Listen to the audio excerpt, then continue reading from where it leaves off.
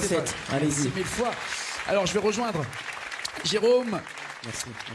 Classens pour d'abord le féliciter d'avoir un si beau chien. Il s'appelle comment votre chien? Il s'appelle Esprit et je l'ai depuis 2 mois et demi seulement, donc elle est toute jeune. D'accord. J'espère qu'elle va pas te sauter dessus. Enfin non, je sais que vous avez de l'esprit depuis bien longtemps, mais là en l'occurrence maintenant. Alors il y a sur le chien l'interdiction un petit panneau en disant, enfin un petit comment dirais-je, un petit t-shirt on va dire, voilà, pour dire ne pas le caresser. Non. C'est une consigne. Alors que vous m'avez dit, moi on peut me caresser, mais ça dépend qui, c'est ça. Hein. Exactement.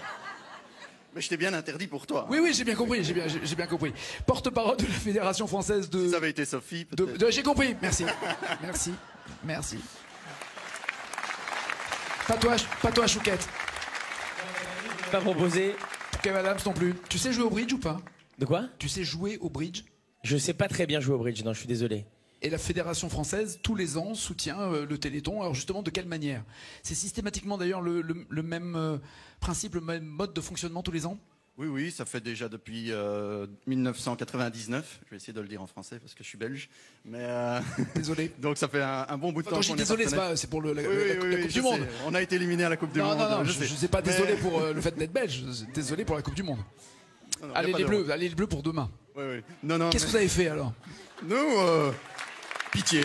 Non, qu'est-ce que vous avez fait pour le Téléthon? Qu'est-ce que vous avez fait au football? Téléthon, là, on est au top, il n'y a pas de problème. Donc, comme chaque année, on a plus de 14 000 bridgers qui se réunissent dans plus de 1000 clubs en toute la France et on récolte des fonds juste en jouant, en mangeant des chouquettes, puisque je sais que vous aimez bien ça. Kev, évidemment. Évidemment. Et en récoltant de l'argent, et cette année, quelle somme avez-vous récolté pour le Téléthon? Alors bon, avant de te donner le montant, je vais quand même te dire que depuis une semaine, et on va encore jouer jusqu'au 20 pour récolter des sous, on a un dicton, ou on a une petite phrase qu'on dit chez nous au bridge, les bridgers ont du cœur, alors faites-moi grimper ce compteur. Eh ben on va le faire grimper avec les bridgers, justement. Combien?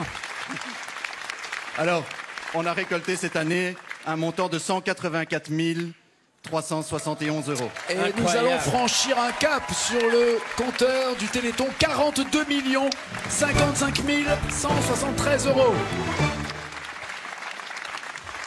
Génial. C'est génial. C'est impressionnant de voir. Bravo, c'est fou de voir cet élan de solidarité. Et vous avez un très beau chien qui a regardé Nagui de manière très déçue. Il était très déçu que ce soit Nagui. Non, comme toutes les femmes. Hein. Mais ça va. Mais Jérôme, c'est à l'antenne ce que vous dites. Ah oui, c'est vrai, excuse-moi. Mais ça va pas. Merci en tout cas à tous les on dit bridgeuses et bridgers, c'est ça ou... Exactement. Parfait. Exactement. Merci mille fois et encore bravo pour ce que vous avez fait. Place à un autre grand standard après la chanson de Jean-Jacques Goldman, Encore un matin de Céphase. Cette fois-ci, la chorale de La Poste, avec Anne Silla à sa tête, va se lancer dans cette performance vocale, c'est-à-dire Le Chanteur de Daniel Balavoine, extrait de son album de reprise Madeleine. Justement, ça fait partie de ces madeleines musicales que d'entendre à nouveau Le Chanteur. Et chez vous aussi, vous allez pouvoir chanter tous en chœur avec cette chorale. Voici Anne Silla, Le Chanteur, à la chorale de La Poste.